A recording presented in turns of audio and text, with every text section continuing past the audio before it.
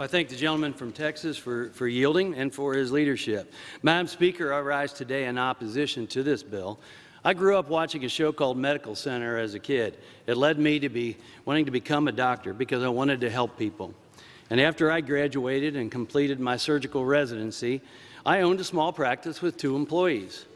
Eventually, I merged with a larger provider group, in part because the administrative burdens of complying with new laws and regulations, they were just too costly for my solo practice. That wasn't the end, though. Costs continued to rise, and my physician-owned surgery center was ultimately sold to a local hospital, and Medicare reimbursement rates nearly doubled overnight, including an increase in patient copays. When I got to Congress, I joined the GOP Doctors Caucus, and I'm now proud to serve as the vice chair. Most of us in the Doctors Caucus agree that one of the reasons we came to Congress is because of the mountains of red tape involved in practicing medicine. It has killed much of the joy of providing care to patients. Now, the bill we're debating today is another perfect example of an attempt to expand big government, making it harder on the medical community. In this case, it's patients who rely on prescription drugs who stand to lose the most.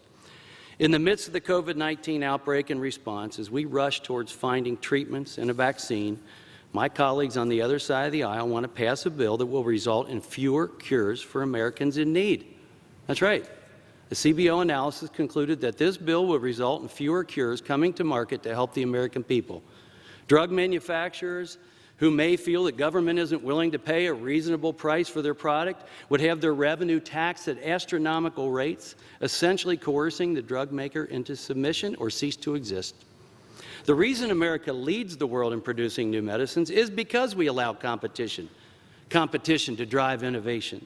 Right now, Congress needs to be fostering innovation through competition, not imposing one-size-fits-all Washington mandates that accomplish just the opposite. We've already proven we can do some work together. Last year, the Ways and Means Committee marked up a bipartisan drug pricing legislation bill, only to have it die because of partisan leadership. I know the Energy and Commerce and Judiciary Committees have done the same. Let's debate and find compromise on those legislations which actually stand a chance of becoming law. I urge my friends on the other side of the aisle to work with us on bipartisan legislation that will result in finding more cures for the American people, because cures save money and save lives. I oppose this legislation, and I yield back.